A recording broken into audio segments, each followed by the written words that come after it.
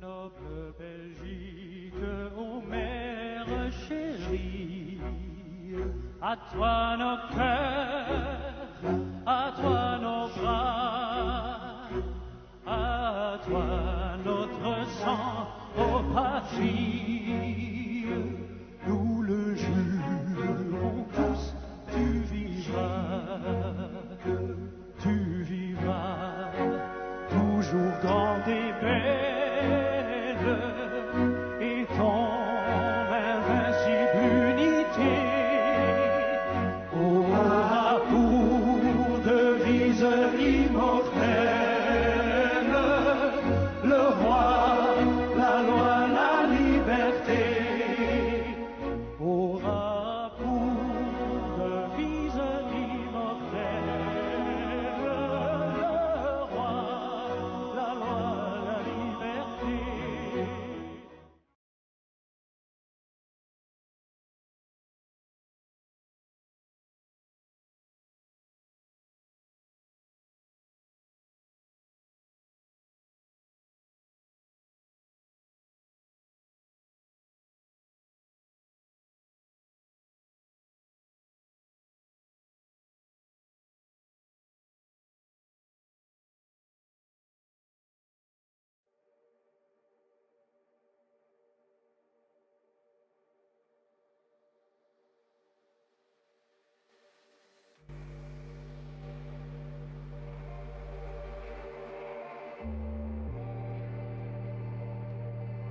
Welcome back to Midwest Esports Formula One Division One Week 5, right? Week 5. This is week 5. Last week was week 4. Don't do this to me. I'm gonna have to change my script then. I'm gonna have to pick up what we wrote. I think this is week 5. As we both scramble to the schedule one more time. Yeah, you're right. Yeah, it's in Belgium. It's in Spa, one of the iconic tracks. And we were waiting for some drivers to load in, so they said we would have to skip the anthem in the stream. In the game, we got that out of the way before we started commentary. Yeah, get out of here. Do you know who's covering today's stream, today's race? Welcome back to Midwest Esports Formula One Division One on Nick and Mitch. Like Mitch said, 5th week of action. I just finished my Pepsi, so I'm working through some combustion here. But yeah, I believe we have most, if not all, drivers ready to go for qualifying. We do have some housekeeping to go over from last week's race. We know that there were a ton of penalties, a ton of incidents that needed to be reviewed by the stewards, and we have those results and the updated standings for you here momentarily. But we will be heading to the track soon. So let's wrap up what happened last week. Obviously, we all remember the incident between Houdini and Scavney as they were going into the chicane. There will be no further action taken on that incident. It was determined both drivers were overlapped going into that combo, and they were both entitled to space through that chicane, but it compromised Houdini's line. So Scavney didn't do anything to push him off the track. It just kind of fizzled out. That's the way that it happened. So they said null and void there. Scarenzi had some incidents there with Codemasters and the game actually giving him a bunch of penalties. I believe 10 seconds, right? I think so, 5 or 10. Yeah, but that was pulled back because it was a pretty egregious glitch in the game that happened that caused that. So nothing was what am I trying to say? They didn't do anything with Scarenzi. And then finally, there were 3 drivers who had 3-second penalties removed. Those drivers are Nikki, Gott Palmer, and Callie Robb, who got 9 seconds removed from his penalty sheet from the game.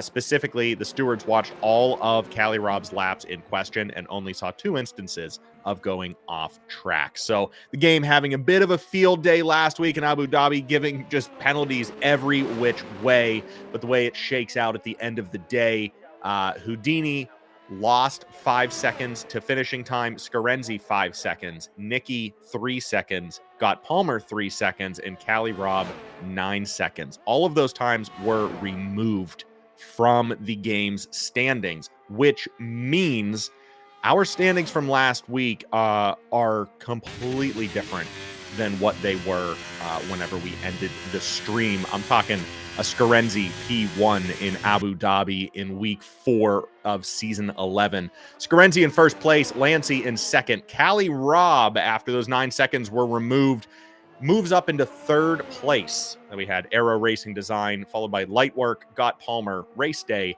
Electric Blade in 8th, Sui in 9, Edwin 10, VTech, Nikki, Sharia, Cynical, Gunner, Scabney, Houdini, Cake, and Ryan Rods, who was a DNF at the very end. Speaking of Ryan Rods, we will not be seeing the AlphaTauri veteran on track today as he is taking a week off. In his place, I believe, will be Ray Ray, but I don't have the chat pulled up right now, so I'm just kind of vibing and going right off the cuff here. Let me scroll up and confirm these substitutions. We had 3, but Gott Palmer was able to turn it around. So yes, tonight, I apologize, Scavney is out in the Haas, and substituting there will be Ray Ray. Gott Palmer is in attendance here tonight, but Ryan Rods will be out tonight, and in for AlphaTauri will be Travis Scotts. So we have some names that are very familiar in the D1, D2 realm. It is going to be an electric race regardless. I mean, Mitch, we are in Belgium. We're at Spa. It's hard not to have a wonderful race here on this historic track. This one is, like you said, historic. It is incredible to race. The opening Eau Rouge corners are terrifying, and then there are some really fast back straight areas. So I've been racing this on F1 and in GT7 and Formula One cars, getting the feel of the track down once again. This particular corner we're watching with Callie Robb, a long sweeping left, and it's cambered to the outside, so that makes it even harder to corner because it's throwing even more weight onto the right side of the car. Yeah, this one is just a roller coaster of a track. We do have 2 DRS zones here, one of which on that back straight, the other one across the finish line. So we should be in for a real treat here. There's also that huge instance of the late braking into the corner right before that final bend. I know that it has a name. It's Bath something. I apologize. I don't know the official name of that corner, but it is gnarly. We're going to see some braking battles. We're going to see some speed battles. Definitely DRS is going to be a factor here today. But this one is just a classic. If you race this game, if you're a racing fan, you absolutely know scenes from Spa Francorchamps. I don't know how to pronounce the name, but it is the Belgian track. It's Spa. I believe it's Spa Francorchamps. There's an extra R in there because I would think Francorchamps, but Spa Francorchamps. Hopefully, it didn't butcher that. I'm also curious to see what the weather will be like. We had rain in the real-life Formula One Spa in Belgium earlier in the summer that made it pretty tricky during qualifying, or at least the practice sessions. We had several drivers go off of the track, but right now, it is nice and sunny. Yeah, and we do know that Spa is notorious for those quick weather changes. So while the start of the race, while qualifying, everything may look bright, sunny, beautiful, by the end of the race, we may be looking at very, very dark skies with a heavy downpour. We'll get that weather report before lights out here in today's race, so stay with us. We are now on board with last week's technical winner, Scarenzi, who has yet to set pace back in that Aston Martin, currently sitting 16th, but we'll see what he gets. He's up in 4th following his outlap. His first hot lap. Yeah, and He's just behind Got Palmer in the Drivers' Championship. 225 points for Got Palmer. Scarenzi with 210. Earlier today, there was a mix-up. It sounded like Got Palmer may not be racing, but he is here and he is back. So he is still in control. And then Ryan Rods is in third in the Drivers' Championship, followed by Aero Racing Design. Even though Ryan Rods had the accident at the very end of the race last week, I believe he got points because he got through 90% of the race, which was critical for his standings and his team standings. Yeah, absolutely. Sorry, I'm checking the team chats here. And Mercedes, the one substitution, you see we have 18 drivers out there on track right now out of 20. The Mercedes of GSR Edwin will be grounded today. Edwin not able to find a substitute there for the Mercedes team, so VTech is flying solo. And who else do we have that's out there by themselves? This is like one of those horrible That's find where's Waldo's, but trying to find which logo doesn't have two of them. I think it's the AlphaTauri. Look at that. So yeah, so it looks like we are also missing light work. Is that right? Yeah. I guess we're missing light work tonight as well. Rods. Light work and Ryan Rods make up AlphaTauri. So if we have Travis Scott's substituting for one, we don't have a substituting for Ryan. Correct. Yeah, light work is out. His car is halted tonight. 9 minutes to go in Q1, and only Got Palmer sitting pretty up top with a 1.418. Aero Racing behind with a 1.421. He could close that gap if he decides to head back out, which he likely will. But Race Day is going to try his shot here as he is wrapping up his outlap, currently sitting in third.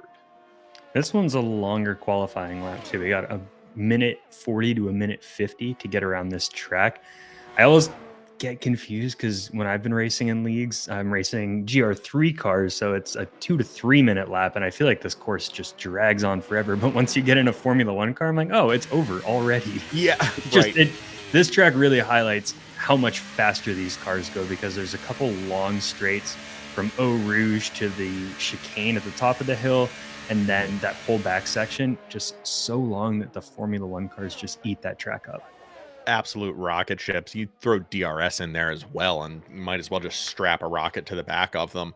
I believe, don't quote me on this, I believe this is one of, if not the longest circuit in the season. At 4.3 miles around. It's a serious track. I'll take your word on that. I think it is one of the longest ones. I mean, I think they talked about that too, right? You get weather changes in different sections of this track because it's so long track-wise, and then also spread out, where you could be getting rain in sector 2, but the finish line's dry, and you really have to figure out which way's the wind blowing. Can you get another lap in, or should you get tires on now? Right. And if it's only going to be patchy in that area, is that an area where you can get by with slicks and just get through it? Or do you need to sacrifice for wet tires and run the rest of the race on, ridged tires? Very reminiscent of the Nürburgring. Spa, just known for unpredictable weather here. But it's looking pretty clear already. We're on lap 4. We have a couple caution flags going out there. Got Palmer still in the lead with that original pace, but it looks like Race Day is out there now. We have a couple drivers out on track. On board now with Shreya Coleslaw trying to tackle Got Palmer's daunting 1.41. Coleslaw's not that far off though. He's at a 1.423, so 0.5 of a second, and I saw he was 0.2 faster than his previous time after sector 2, and he jumps up into second, but still 0.2 of a second slower than Got Palmer. No one has challenged him for that yet. Ryan Rods, I think, historically has been very good in qualifying, but then has lost a couple last-minute battles to Got Palmer in the actual races. With him not here today, I think Got Palmer's got a solid shot here for pole. I think you are right there, especially Don't forget, Got Palmer running 3 out of 4 races from the podium, from the first spot on the podium there. Got Palmer finishing first in the first 3 races of the season. So definitely has pace and definitely looks like he may be untouched here with 5 minutes, just under 6 minutes to go in Q1 and only. And race day was cruising even faster, a 141.9. Still not enough. We have Cynical in one Aston Martin going into the pits. Scarenzi on his way through sector 2 is matching his pace, which is 0.5 off of Got Palmer. So got to see the time once again after caution. I think Scarenzi has time to go in, put on one more set of tires, and then get out there and do a final lap. So we'll see if he thinks this one is worthy of crossing the finish line or if he should swap new tires.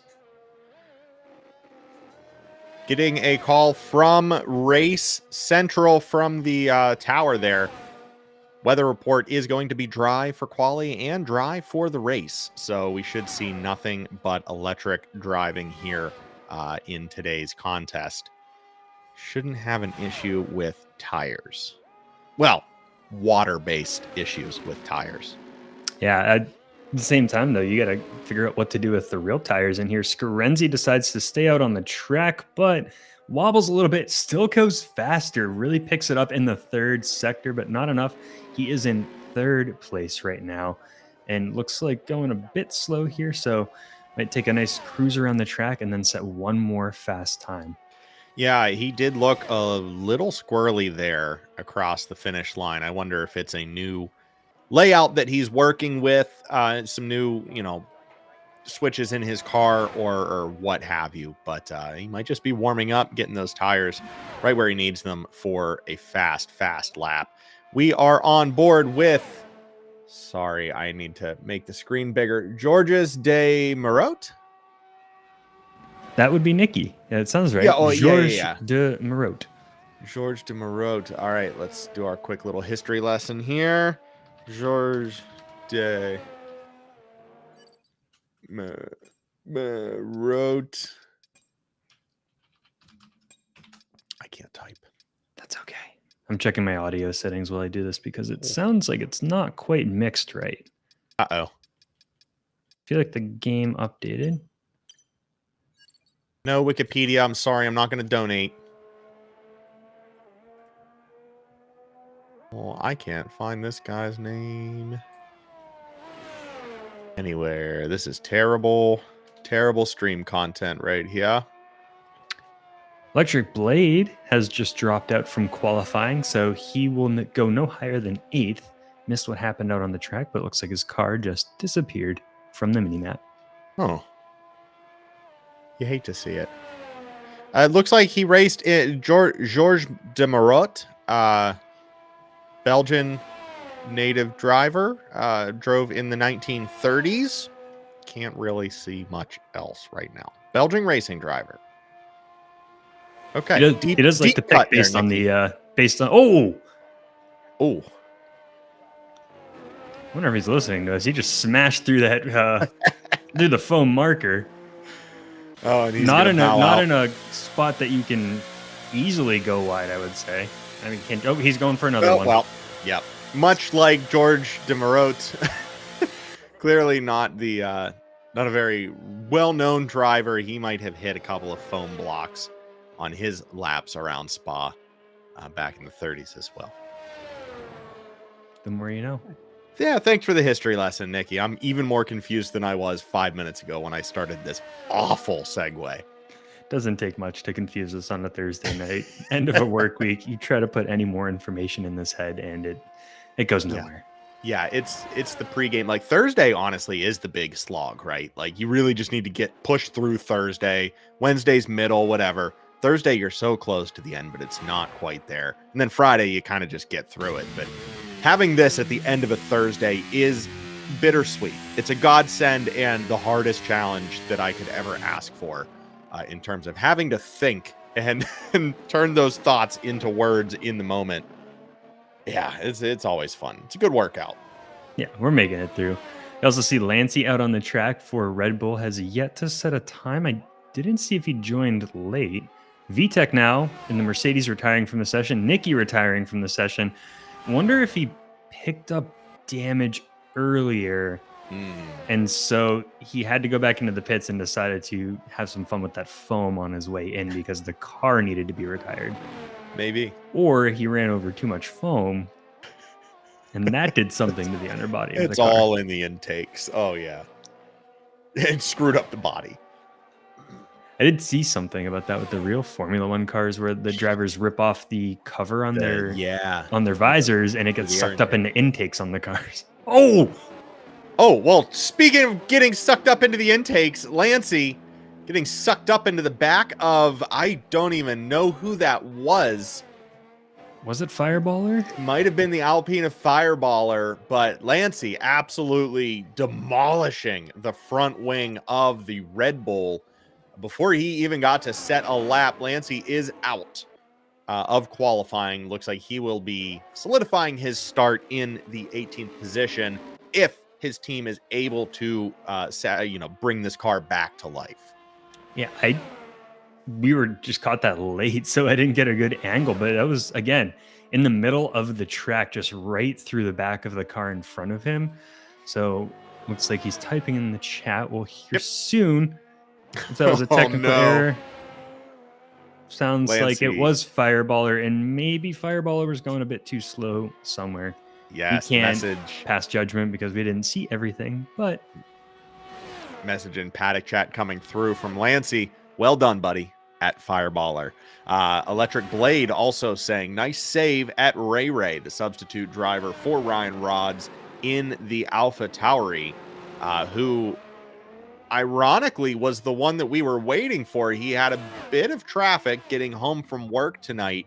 And we were waiting for him to start today's session, which is what prompted the Belgian national anthem to play during our lobby pause. Sorry again about that, but we did have to do it. It was an obligation. Got Palmer setting an even faster, shaving 2/10 off. I mean, come on. This guy's just made of speed. So we do still have Coleslaw and Scarenzi. They can try to knock him off here in the final lap. Sharia is not going to be able to. Scarenzi is slightly behind his fastest pace, but if anyone can make it up, he could in these final corners. Just a monster in that Aston Martin, taking it perfectly, but does not go fast enough. And Ray is the only driver left out on the track, coming across the finish line, but much slower, letting the faster drivers pass through. He has already set his qualifying, so that will do it. Oh, looks like Ray's in the Haas. I've been saying the AlphaTauri. Oops. That's going to do it for Q1 and only. There is the standings. That is our starting grid for the Belgian Grand Prix. Got Palmer up top, followed by Race Day, Scarenzi, and Cali Robb. Ryan Rods is out for today's race. So will this be a pole position victory for Gott Palmer, or will someone else take a podium here in week 5 of season 11? MidWest eSports Formula One Division 1 from Belgium is up next.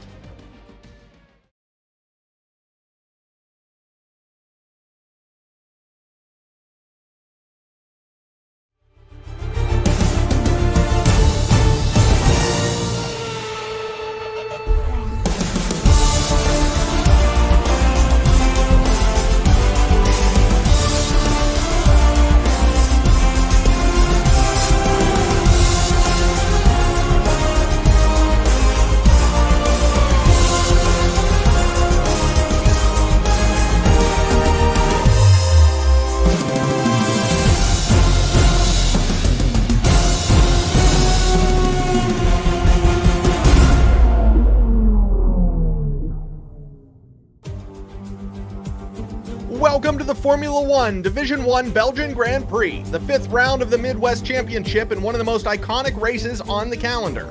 Spa is a circuit that challenges both car and driver alike with its mix of long straights, fast corners, and unpredictable weather patterns. It's also a circuit that has witnessed some of the most memorable moments in F1 history, including Schumacher's first win in '92 and Hamilton's dramatic overtake on Raikkonen in '08. Tonight, we enjoy a crown jewel of motorsport, the 4.3-mile track that twists and turns 19 times through the forests and hills of the Ardennes region. The second of those 19 turns will bring us to the death-defying trust exercise we like to call Eau Rouge. The iconic uphill left-right-left sequence is one of the trickiest in all of racing. It requires full commitment, blind trust, and heaps of courage from the drivers every lap. The Belgian Grand Prix is always a thrilling spectacle with plenty of action and drama. And as we get ready for lights out, Mitch has our season update. And after a thrilling week 4 in Abu Dhabi, the Constructors' Cup standings continue to shift and evolve. Aston Martin still holds the lead, powered by Scarenzi's undeniable talent and consistent podium finishes. Ferrari, fueled by Callie Robb's impressive podium performance and race day's strong showing, have made a remarkable comeback hot on the heels of the leaders. Alpine remains a strong contender, holding on to their third place. Williams, unfortunately, suffered a setback with Fireballers DNF in Abu Dhabi, but their potential and speed are undeniable. AlphaTauri and Red Bull remain locked in a close battle for 5th and 6th place.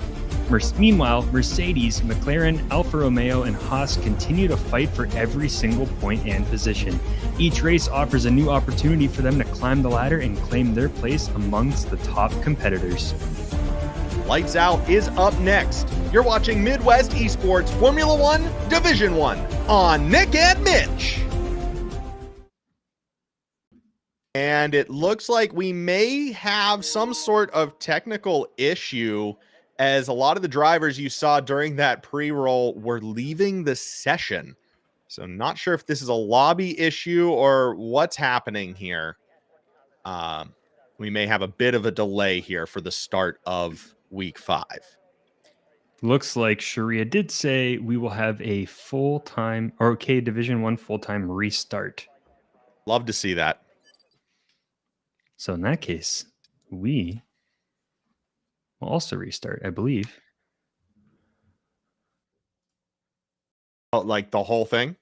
It looks, well, the lobby. No, all of qualifying, all of the pre-roll, run it all back. Here we go. Let's hope that we are looking for just starting a new lobby and re-inviting, and they didn't just leave. I also forgot to unmute my microphone when I started my segment on the Constructors' Cup standings. There you go. So I started talking and couldn't hear the pass to. I'm like, what's going on? Oh, yep. That light's red. That happens. Hey, it happens to the best of us. Yeah. It's all well and good, but we are here.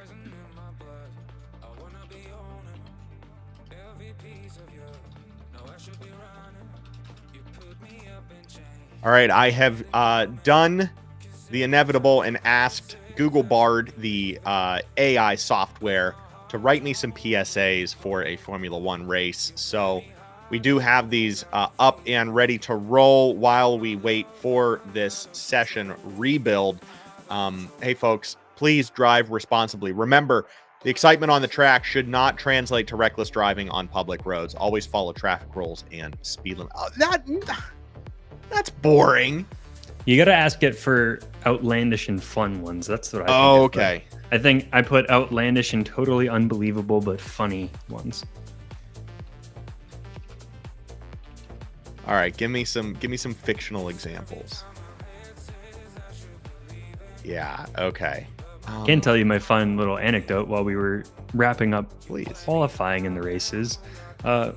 Kirsten walked into the office and looked at me, and I was talking, and I think looked at her, and then you were talking some into my mic. She's like, "What are you doing?" I'm like, "We're streaming. It's Thursday night." And she's like, "Oh," and backed away. I'm like, "The camera's off at this point. Don't worry, you're not on screen." But yeah, it was just funny. I was like, just the look of confusion, the two of us, like, "What are you doing here?" This isn't right. This doesn't feel Special guest commentator. I love it. Yeah, really, get her down here. We need a guest here while we wait for this rebuild. All right, yeah, this is Google Bard is really missing the ball here. So, guess we don't have any PSAs, but yeah, don't don't drive like you're an F1 driver out on the road, I guess. I'll fire up mine. It has preloaded ones. Oh, beautiful. Thank you. Or I have the history in the chat with all of those, some of the intros too. So let's see. Yes, Give yes, some yes. more.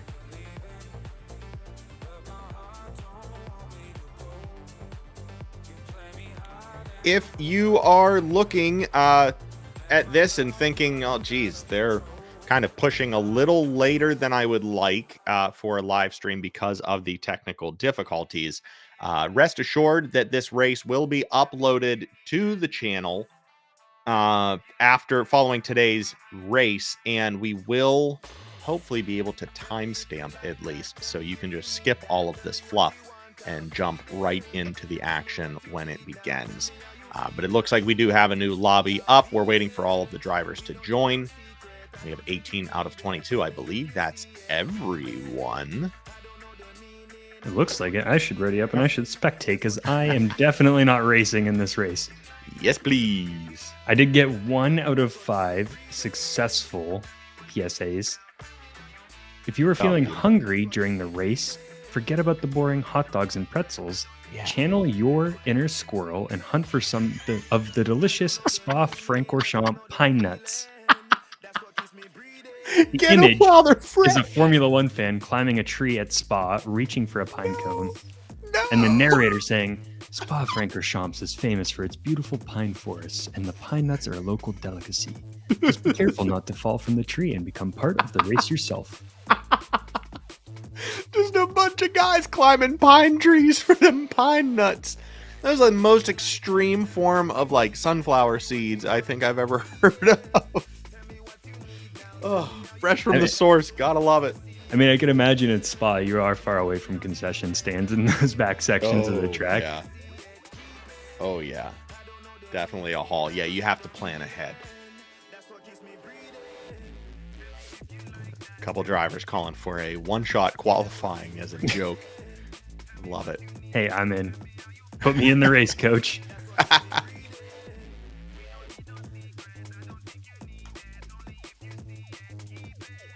Very excited since we won't be getting any weather here tonight. I'm very interested to see what the tire strategies are going to be.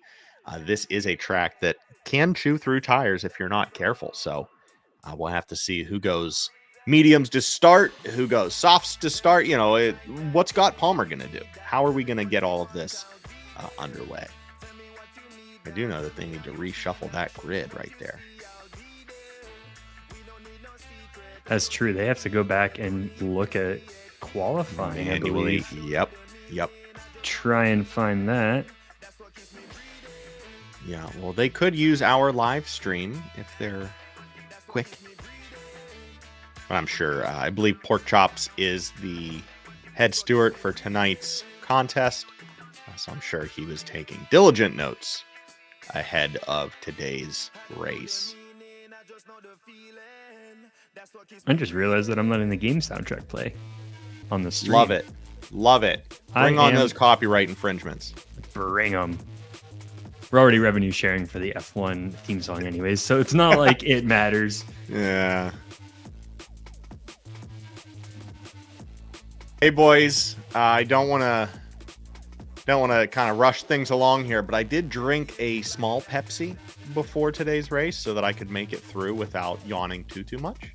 And that's going to wear off before the end of the race at this pace. So I can't apologize for anything that happens in the last quarter of today's race.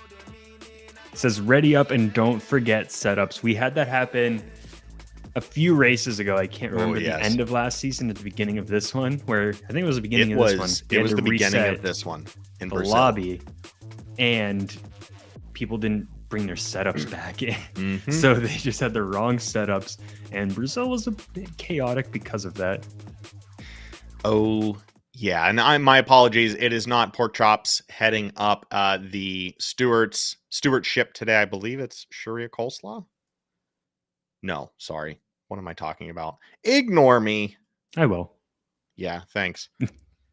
Thank you. And thank you to all of our stewards here in Division 1, Pork Chops, Bacon, and Knuckles, who is the acting head D1 steward. Thank you to those three.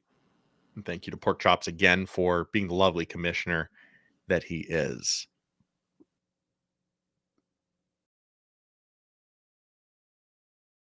This is an awkward silence. We haven't sat there before.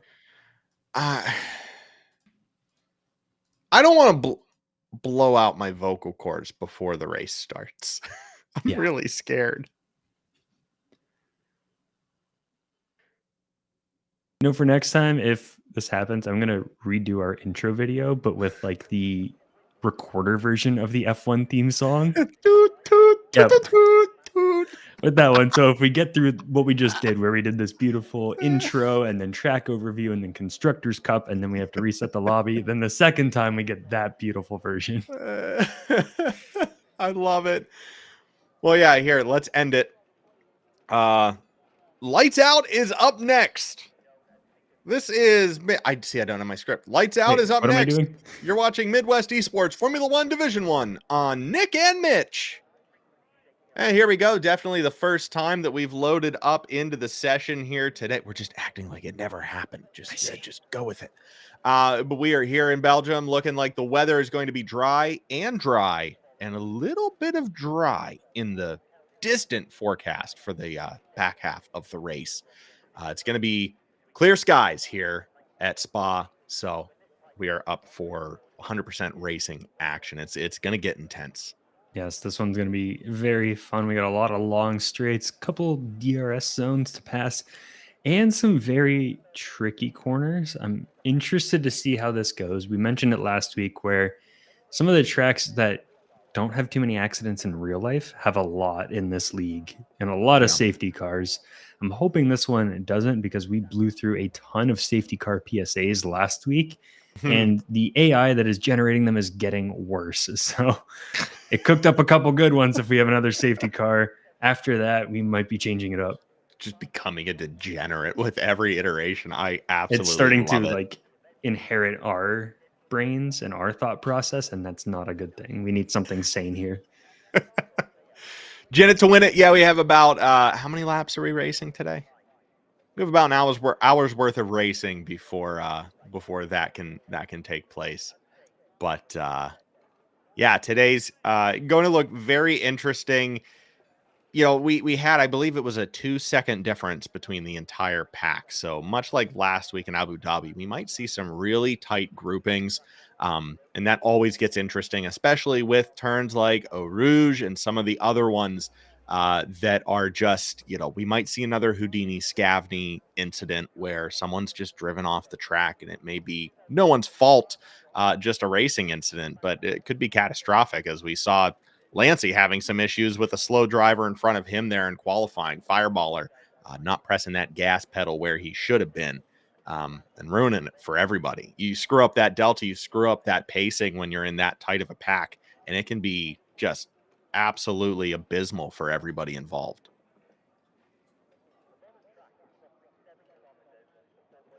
We are still waiting on a few players to get their stuff together.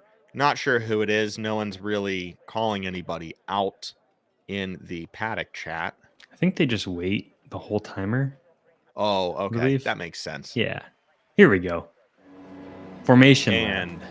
The formation lap has begun. Cars are driving here in Spa. We see Gott Palmer, Race Day, Scarenzi, and Cali Robb behind him. Everyone warming those tires up, ready for a long haul here. 22 laps and 4+ miles each lap. That is a whole lot of miles. I was going to guess 22 laps when you asked how many there were. Janet, when I asked how many there were, and I was going to guess 22 because this is a bit longer. My lucky number as well. It's the number I use on my car, so I'm happy with that. They are a bit longer laps, so of course, I believe based on the length of the track, they divide that by time and figure out how many laps they want. Mm-hmm. I'm sure there's something a bit more complex than that, but it changes track to track. Yeah, I believe it's the track distance. There are a few different factors that the game factors in when deciding what these lengths are, but yeah, they want to hit a certain amount of race time, I believe. Right. Yeah, in perfect race conditions, they want it to be an hour and 20 minutes. Right. So whatever that track allows is how many laps you're taking on there. So Spa is notoriously a shorter amount of laps because it is such a long circuit. It all makes sense. It's all coming together here. Yeah. And we mentioned that with the weather problems and sometimes with tires as they start to go. With a longer track, it's harder to make that pit stop decision because if you skip it, you want to stick out one more lap. It is a long lap to stick out. You're not, Yeah. oh, I can get one more in and then make a decision. You really have to know what you're doing. Yeah, and also not something that the drivers are thinking about, but incidents and when to push and when to be aggressive, when to back off. You don't want to really push too hard on the back straight because, like you said, you're so far away from the pits that any small, losing a wing, losing any part of the car that's going to affect the performance is going to be a huge detriment. You may lose more positions than you would have liked to, with a very small incident like that, just because of the amount of track that you have to make up to fix that repair. Got Palmer almost coming to a stop in a different pit position and then moving forward. Probably had Scarenzi behind him, just a little worried as to what he was doing. But that's okay. It looks like in formation lap, your car gets ghosted anyways. It's all mental game. Oh, Lancey. Yeah, that's a mental game right there. A couple of them figuring out where they're supposed to park on the track.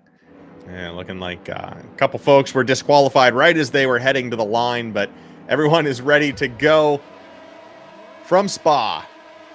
Lights are out, and we are racing. Here we go, week 5, Formula 1 Division 1 here at Midwest Esports. Got Palmer heading into the first corner with Race Day and Scarenzi behind him. Scarenzi being bookended by the Ferraris of Cali Robb and Race Day. We have a lot of movement back in the pack. Electric Blade making his way past Fireballer. Cake Thomas also making his way past Gunner.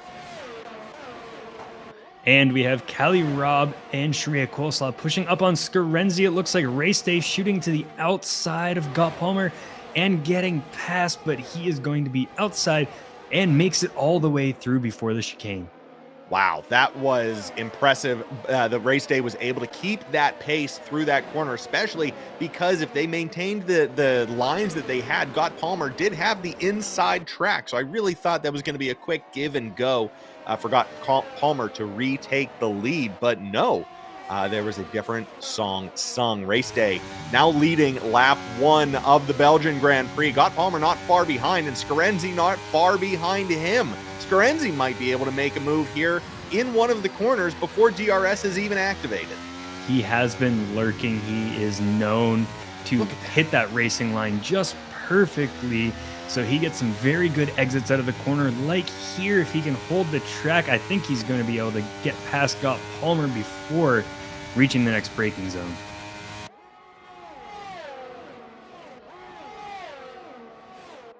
He goes into the grass a little bit. It looked like maybe just dipped a tire and squeezes past Got Palmer to move up into second as we come back to the finish line. For a bit of a shakeup with Got Palmer dropping down into third, Race Day up into first, and Scarenzi in the second. I know we saw a brief tire strategy, but I was kind of cross-eyed when it came through, so I was unable to see what the strategy looked like. But here we have the different tire selections up. VTEC, the only Mercedes out there and the only car on hards right now. But it looks like a fairly mixed pack. The majority going for mediums, but Scarenzi and the likes, Cynical and Electric Blade also on softs. Electric Blade gaining yet another position as he goes past Nicky's Alpine. He's now up into 8th. It's always interesting to see what the teams are doing here too. I see that both Astons are on softs and both McLarens are on softs. And then a couple teams have their tire strategies split up. And like you said, the only Mercedes is sitting on hards, going for a bold strategy as the only car for his team in this race. Well, Sharia Coleslaw, not sure what's going on with these Red Bulls today. We had an incident with Lancey in qualifying. Sharia Coleslaw just going down 2 or 3 positions there. Looks like he's lost 5 already. Just 2 laps into the race, and Sharia has been dropping like a lead balloon. We'll see if these Red Bulls have what it takes to climb themselves back up into position. But Now Scarenzi, we missed the overtake. Scarenzi's Aston Martin now leads the Belgian Grand Prix. It is still lap 2. We have 20 laps remaining, and we have had two position changes, 2 lead changes on today's race. Multiple position changes already. And we just had Nicky in the Alpine overtake Electric Blade to fall right behind his teammates. So we now have Alpine locking out 6th and 7th. Scarenzi setting the fastest lap so far with a 1:45.262 on those soft tires. Yes, and as the pack spreads out, you can be sure that that time is just going to continue to shave down, to whittle down, back to the 142, 141s possibly that we were seeing in qualifying.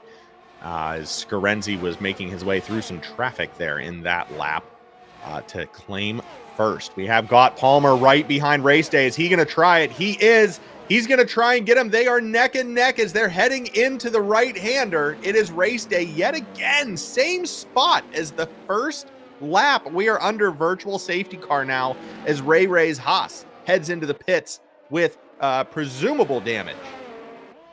I think he just missed the pits there. I don't know if he needed to pit or not, but I hate the pit entry here. Whatever it was enough to draw out the virtual safety car.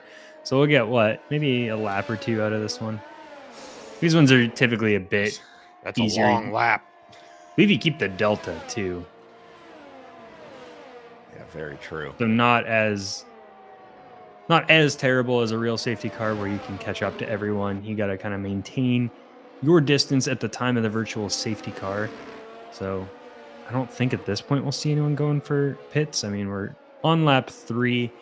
Soft tires might be the only ones that would consider it, but at this point, I don't think so. No, not at all, especially with this grouping. I mean, both of these Ferraris sandwiching got Palmer there in 3rd place. Once we're back under green, that is going to be the pack to watch. Scarenzi has a decent lead. He's going to let those 3 kind of duke it out and deal with the winner. But as we saw right as that VSC, was coming out, we saw Got Palmer really pushing on Race Day. So we might see a really exciting race between the Ferrari and Williams here as the day progresses.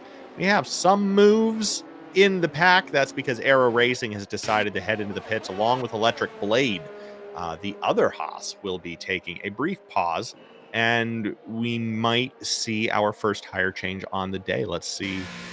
I believe he was taking Electric Blades pitting, Aero Racing, I think, taking his drive-through penalty for something with the virtual safety car. Okay, perfect.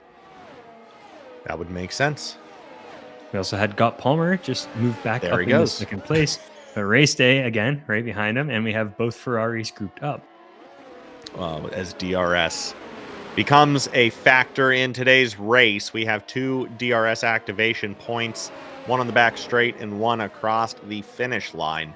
You know that we will be seeing at least one of those Ferraris knocking on that Williams back door later here today. But right now it is Scarenzi with an over 1 second lead on Got Palmer, just closed under a second, followed by both of the Ferraris. Cynical in the other Aston Martin, Nicky, Fireballer, Cake, Sharia Coleslaw, and VTEC to round out the top 10.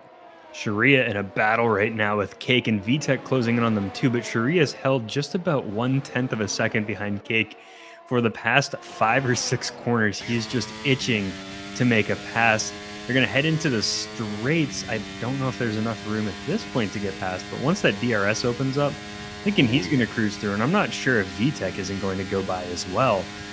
Cake is 2 seconds behind Fireballer, so he will not have DRS. He will be going pretty slow cutting through that air as the other 2 drivers behind him open it up.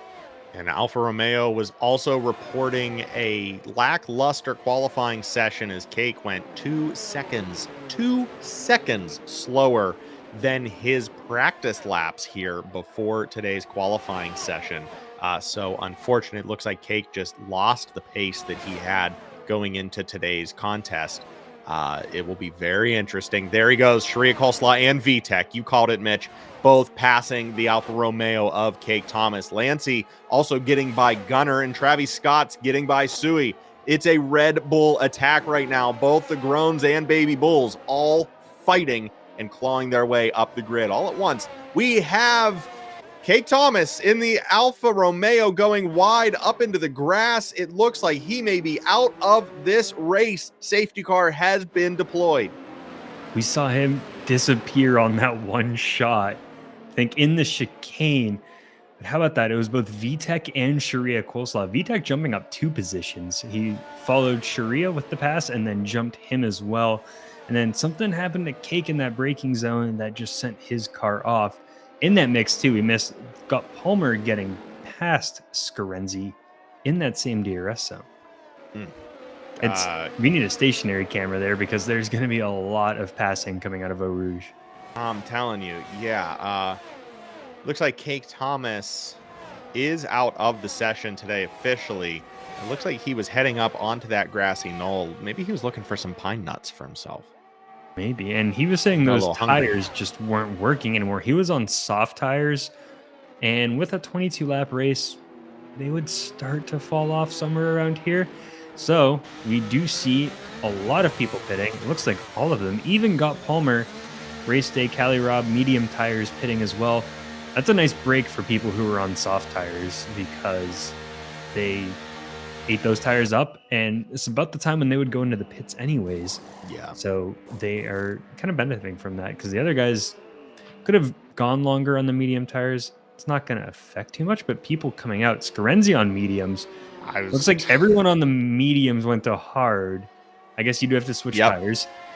I'm surprised everyone on the softs went to medium. Yeah, that is. I'm surprised that the softs didn't go to mediums. However, in a lot of these races, we do get a second or third safety car. So they might be banking on at least one more where they get a free pit stop and can throw some softs back on to finish it off. Yeah, very interesting to see Scarenzi going for the mediums. We know that he's calm through the corners. We know that he can make a set of tires last, but that is a big gamble, especially when you're riding with all of those top dogs there on hards. Yeah, definitely taking a gamble there. We'll see if it pays off for him, but yeah, what a snap of luck for those soft tire selectors there in lap 5, now 6 of today's race, being able to get a little reprieve from the action. But yeah, going to mediums, I don't know. We'll see. Definitely looking for that 3-stopper. Well, with the safety car, we'll probably end of lap 7 it might come in based on the timing. Might come in at the end of this one. This is a longer track. So they can go nice and easy on these tires right now. Also good for them. They can get those tires fired up pretty quickly before they actually start racing action again.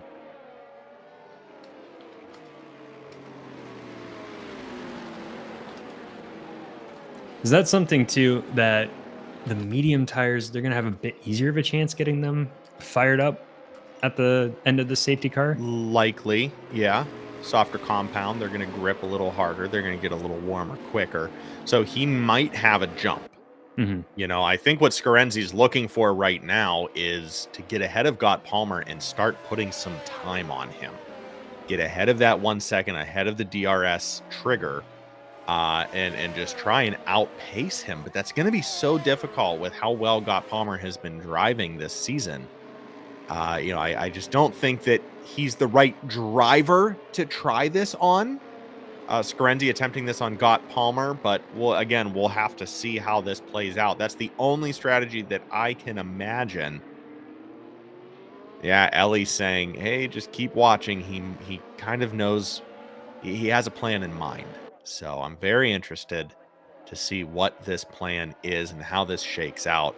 Again, I don't see, other than brute force getting ahead of everybody and setting record-setting laps to break out of this pack, I don't see how Scarenzi would win this race without another safety car, without another pit stop, and then he's going to be outpaced. So I'm really perplexed right now at what this is looking like. We're also not great strategists, so no. we're not questioning what he's doing. We're trying to work through what they're doing here. We're trying to talk ourselves through the problem, if that makes sense. Yeah. Look at that nice Aston Martin up there. And I think, didn't they say the Aston Martin, the safety car this year, finished with like more points and got like a point technically? Yeah, it beat a couple drivers in the points. Yeah. That's unfortunate for some of those.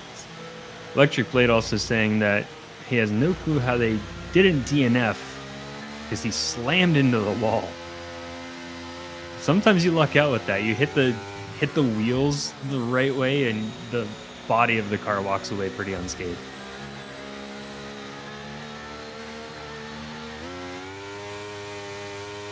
Here we go. We do have another PSA coming through, but it looks... All right, safety car still out. We do have a PSA coming through.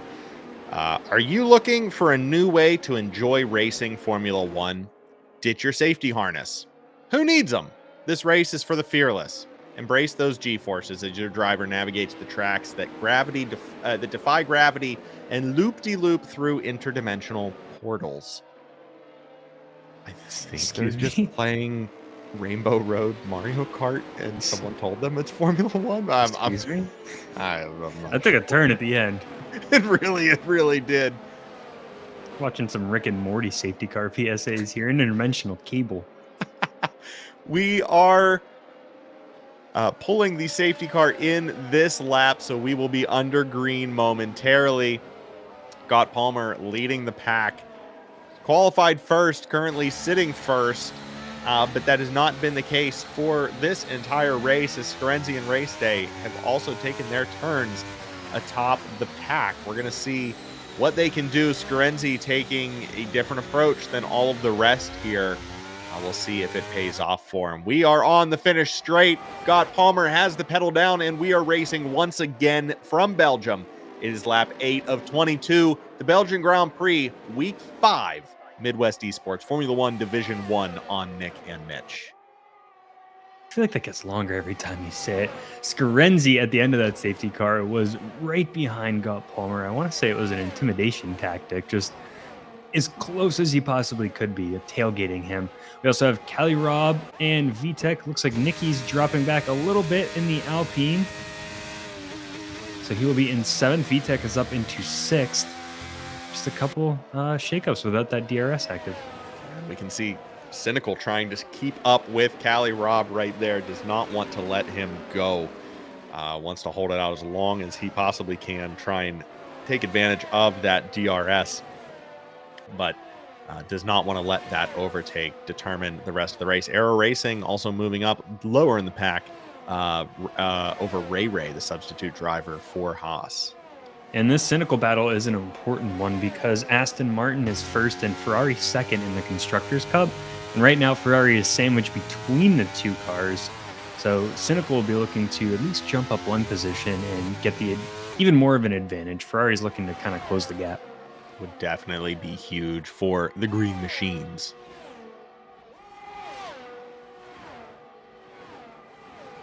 Scott Palmer seems to be holding Scarenzi on those mediums fairly well. Scarenzi closing now as we head into some squirrely bits. Will he be able to get him on these straights? DRS is going to be a whole different ball game, but we are not quite there yet. Scarenzi looks like he is just biding his time, just waiting for the right moment to get by Scott Palmer. Scott Palmer does know how to defend as well. This track does not make it easy to overtake. Of course, you can brute force through the DRS zones on the back straight and just go as fast as you can, try to get past somebody. But in order to keep your line to maintain pace and stay within the pack, Scarenzi taking the inside line. He is going to get by Scott Palmer there into the chicane. It is Scarenzi in first place once again. Just like that. But, if you can't take that inside line and just make that move happen, you're not finding it in the middle of these maneuvers. It's a very difficult track to overtake on a whim. You really have to think about what you're going to do before it happens. I was going to say, he made that pass like there was no one next to him on the track. He went so smooth through that chicane that, he just tore out grew the gap almost instantaneously. He was so confident going through that section. My word salad is infectious. It's leaching through the microphone. Yeah, we tend to copy each other. I was still thinking about your squirrely bets part too. Very, just the perfect way to describe. I'm making a Snapchat right Is this now. all happening from the pine nuts bit earlier? We're going squirrely, and we're gonna go. I think I'm making. I need to make a graphic design that is squirrely bits. So I'm gonna save this and send it to you, and only you will understand what that means. Thank you very much. We now have DRS enabled.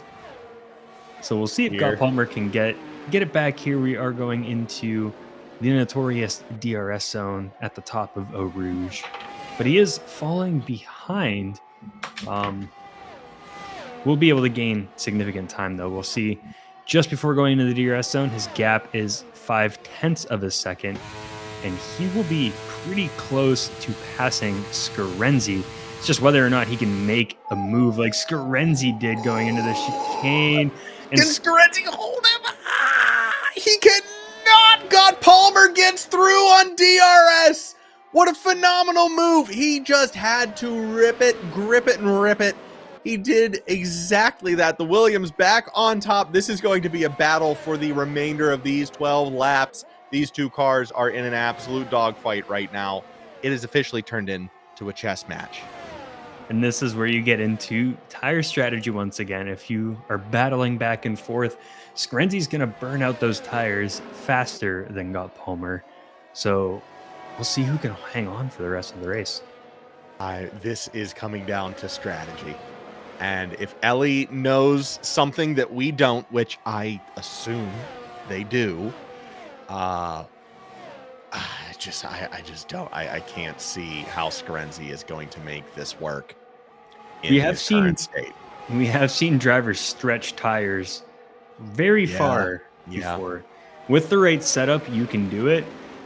With the long straights in here, you might be able to get away with less downforce. There are the tighter corners to pass, though, and Scarenzi was passing very easily. You can see even without DRS, though, he just pushes right. Well, he would have had it there. He pushes right up on the back of Got Palmer.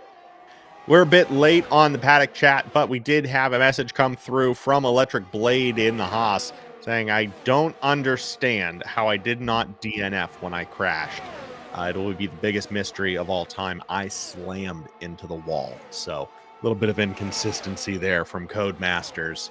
I don't want to ruin it, but I said that 5 minutes ago. You did. And Scarenzi just got past Got Palmer once again.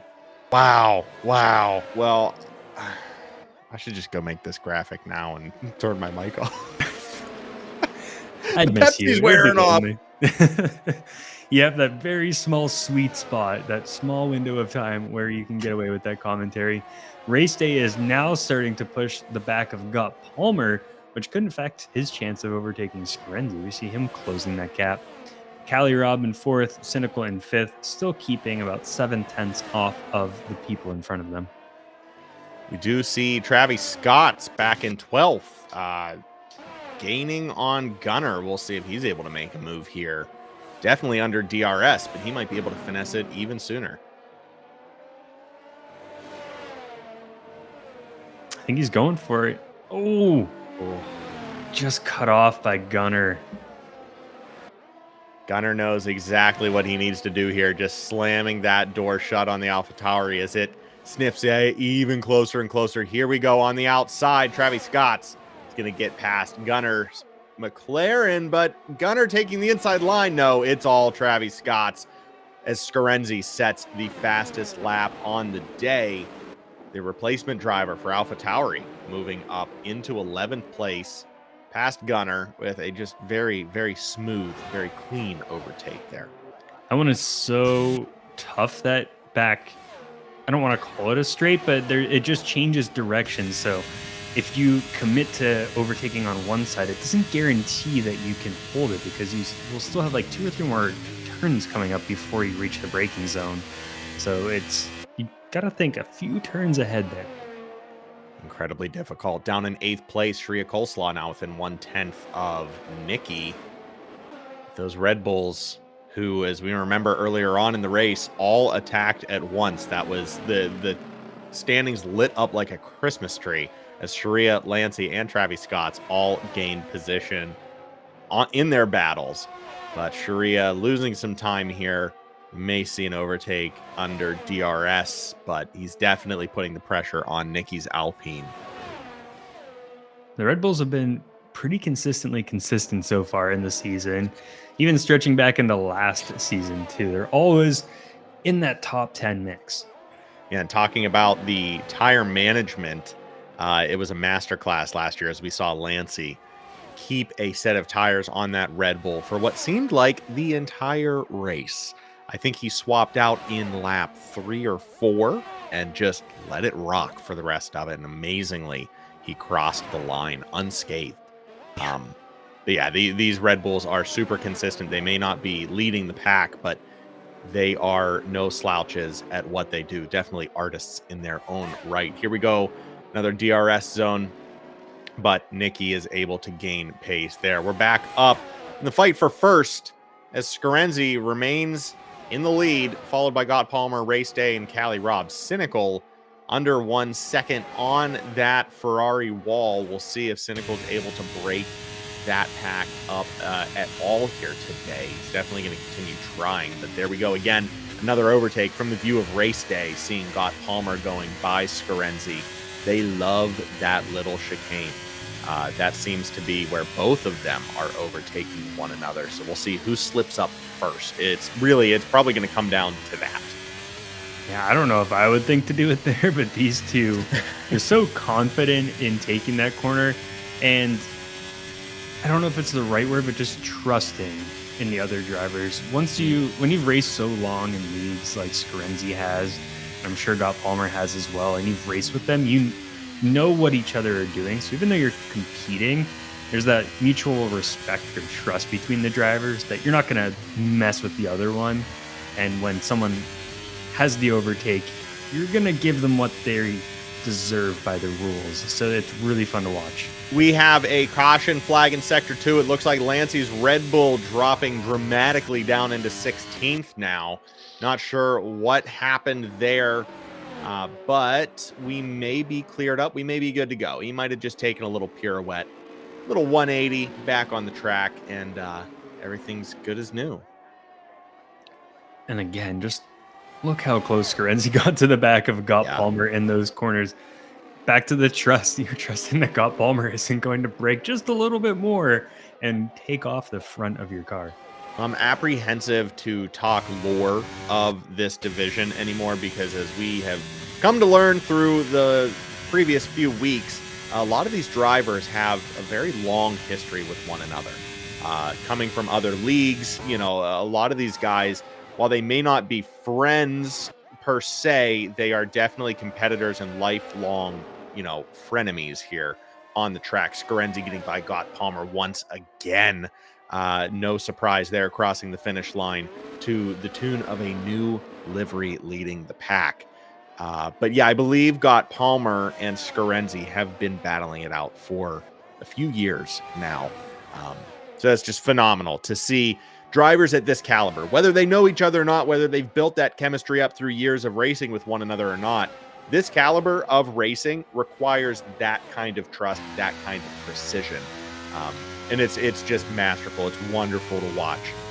Every single week, you have to remind yourself that these guys are not running any assists, no braking assists, no traction control. They are 100% in control of these vehicles. And yeah, it's amazing. I don't know if I saw it after Scarenzi made that pass, but it looked like the back end started to slide just a little bit. Could have been the technical with spectating and viewing where the car slid, but right there again, it just looks a little bit of a slide and a catch. Now, drivers that are this good can do that for a couple laps and they can catch the car, but you're going to start to lose some time. And with Gott Palmer behind him on the hard tires, Scarenzi's probably at the end of the lifetime of these tires where it's going to start impacting. So he's either hoping for a safety car or hoping that Gott Palmer, Race Day, Cynical, they're all going to want to pit as well. Well, don't count race day out of this one. He might try something on Gott Palmer. He's not going to have enough room to make it happen. Trying on the outside, but the door is closed in his face. Race day was gaining pace there as we headed into the chicane following Eau Rouge. Yeah, that safety car that could have been with the incident with Lancey may have been the golden goose that Scarenzi was looking for, but at 9 laps on mediums, he's definitely going to start feeling those effects if he's not already. So definitely looking for some sort of safety car in the very near future, or else we may be looking at Scarenzi dropping a couple of points, a couple of spots here. Yeah, and if he came out now, he probably would be somewhere around 10th if he had to make a pit stop and no one else did, just looking at the times. Which isn't awful. He would probably go into soft tires and make up some of that time once again. Lancey just picked up a 3-second time penalty, it looks like. And we'll see if Scarenzi is going to pit or if he's going to go another lap. Put your guesses down in the chat. Staying out for another. That was cleaner that time. That pit entrance does throw me off where it is. Brutal. I can't tell you the amount of races I have had here where I've just blown past it. All right, it's time to pit now. Yeah, I'm trying. The worst one in my recent memory from racing is the Le Mans track, especially in the rain at night, because it does a 90 left, 90 right as you're going uphill, so you can't even really see the corner. And you definitely have to hit the brakes hard. Looks like race day is going to jump up into second. Got Palmer into first. The double overtake. And Cynical into fourth as well, getting past one of those Ferraris. That is a huge bump for the points for Aston Martin there. But wow, we were talking about tire deg. Lap 10 on these mediums, and Scarenzi might be feeling the effects of this decision. It's got Palmer and race day now lead the Belgian Grand Prix.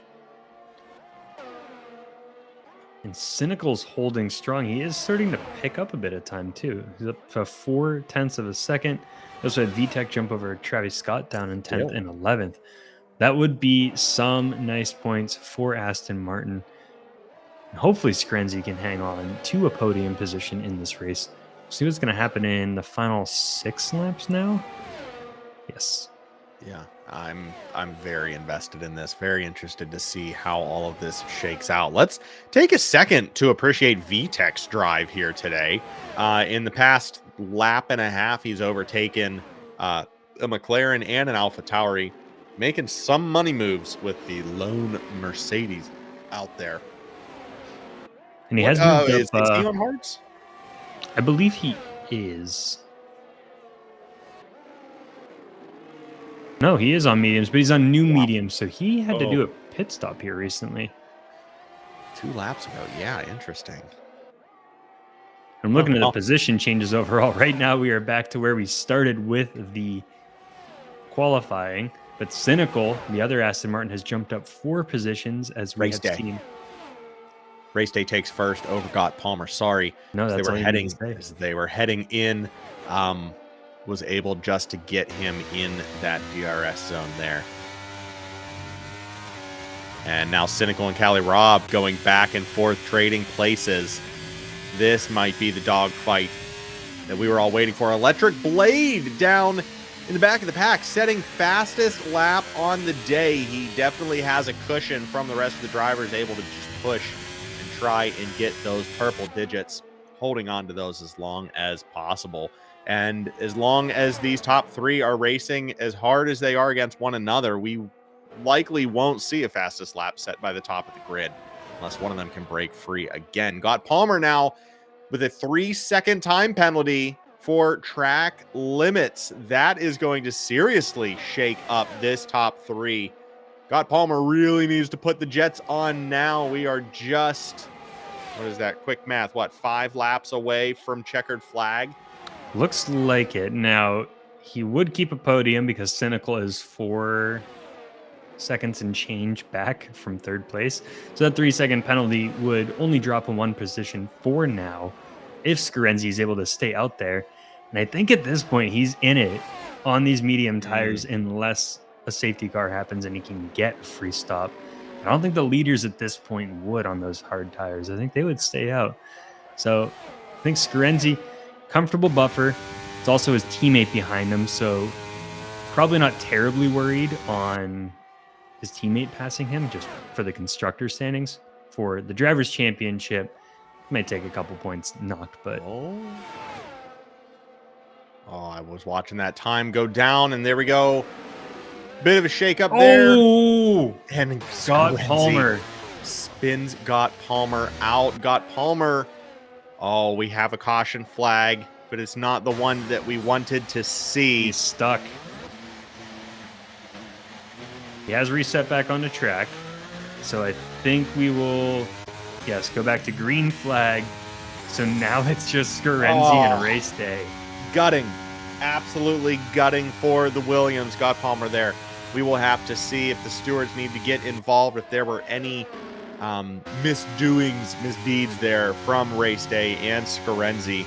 We saw a bit of a shuffle there as they were going almost 3 wide into the chicane. Just unfortunate for Got Palmer, qualifying fastest overall and holding up there as long as he did, now in 8th place behind his teammate.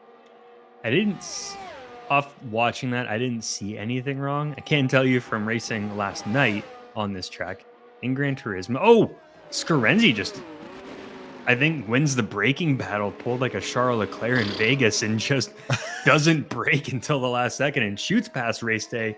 What a bold move. Back to what I was saying, that chicane is very tough because if you get those wheels on the curb and accelerate, you can spin the car so easily, and that's kind of what it looks like. He just was turning right, got the wheel on there, and either from braking or gas, just enough to spin that car on the curb. Yeah, Scarenzi's still kicking out the back tires. Interesting strategy. You know, it might just be how he's driving the car. Race day is going to be able to capitalize on the DRS and get by the Aston Martin for now, at least. Lap 19 of 22.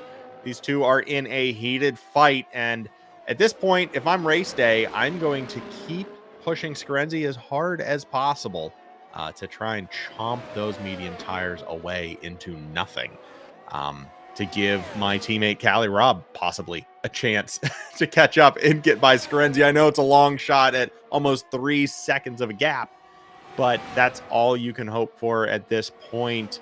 But Scarenzi showing no signs of yielding here, still under half a second behind race day, although he is losing pace just a bit. Honestly, he could consider trying to back up Scarenzi and getting Callie Robb into DRS to save him from Cynical, who's behind him, because Callie doesn't have DRS. Cynical's going to have a couple chances. Also, if these two drivers, race day and Scarenzi, flip-flop on the next few laps in that second DRS zone, Scarenzi would overtake for first place in lap 20 and 22. So I can't do another last lap race. I mean, I love it. I love it for the season. I love it for the streams. I love it. It's time to crack open another Pepsi. Yeah, I don't know if my heart can take it. Like every week, we're coming down to the last lap of the race. Here we go, almost 2 wide. Callie Robb is able to get past Scarenzi, and race day goes by the 2 front runners. It is now Ferrari 1-2, Aston Martin 3-4. I don't know what happened there. I was about to question why race day and Scarenzi were going. It looked slow, but it's hard to tell with the camera angles. So did he just slow up so much to try and get his teammate there?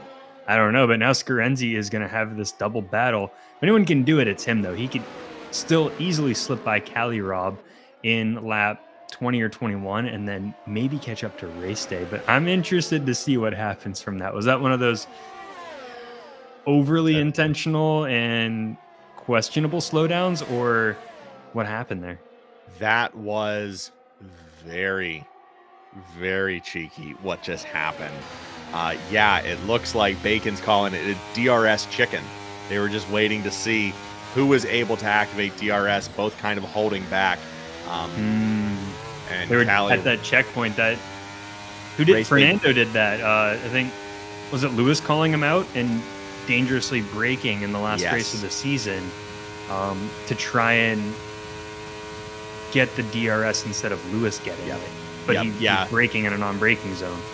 Right. Yeah. Race day break to try and get DRS. Scarenzi did the same thing, and they were going back and forth to see which one of them would get DRS. And Callie Robb said, "Thank you," and went straight past. Kind of like I said, with the way DRS was happening, race day wouldn't want Scarenzi to get past in that point. He wanted the DRS. Right. Now, both of them, Scarenzi and Callie Robb, are going to have enough to maybe close that gap. Look at how much Scarenzi pushes up on people he challenges. It's insane.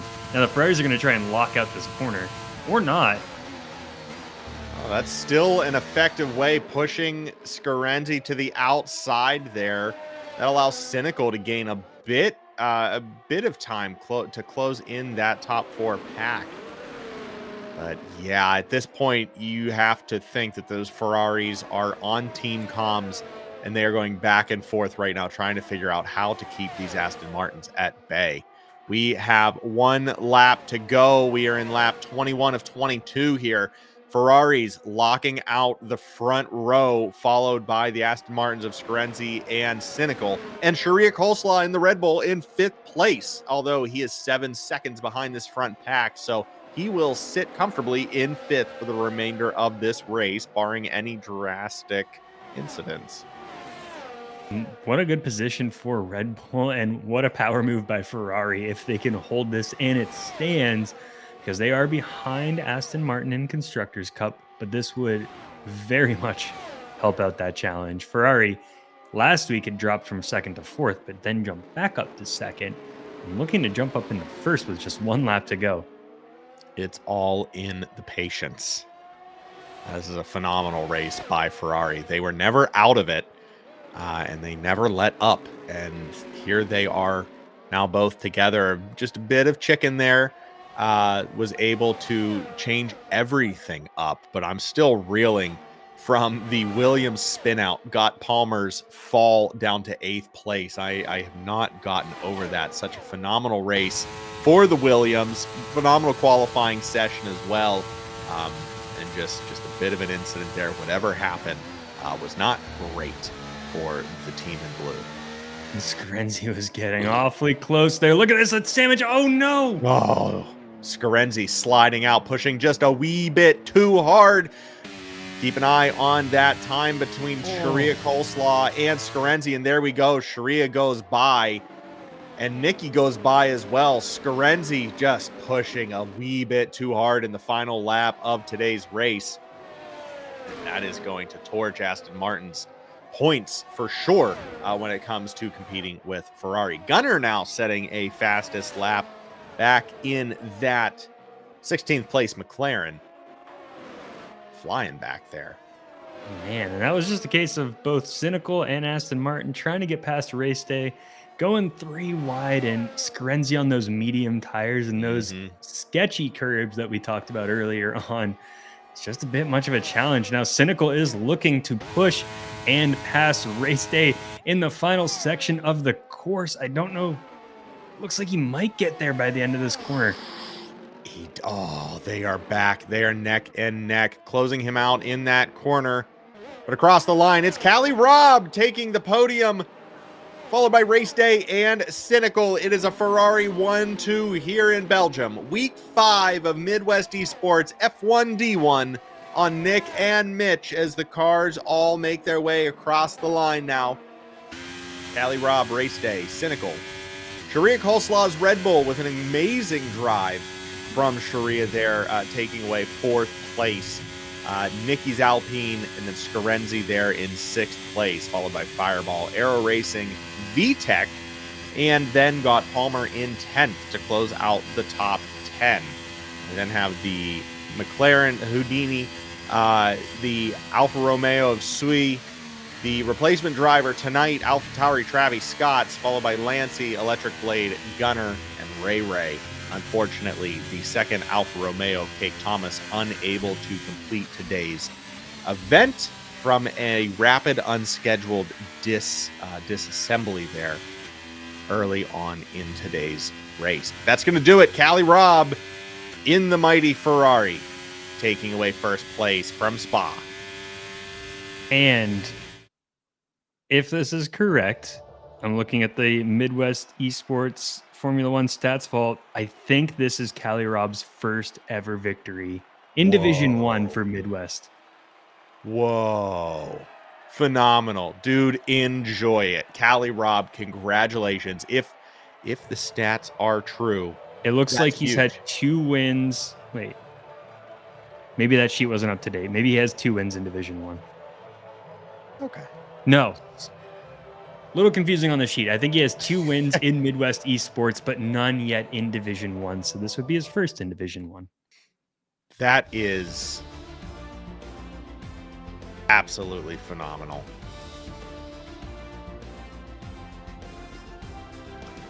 Sorry, I'm sending GGs to the entire chat. That was one heck of a race from everyone involved. Now we do have to give our favorite disclaimer. The standings that you see on screen right now may not be the official standings. We will have the stewards of Midwest eSports review any standing arguments, any reports that the drivers may submit following today's race, and we will have an update on the final completed grid order before next week's race. But right now, I mean, that's just what a race by these Ferraris, waiting it out, patience, and capitalizing on the moment. That was another good one. Another excellent one, might I say. Your eyes just went big. Sorry, I was reading Discord. The Pepsi's completely worn off. It is time for bed. There's not much more to say about that race. So exciting. We know that Spa was going to deliver, and it did just that. Another very exciting contest from these D1 drivers.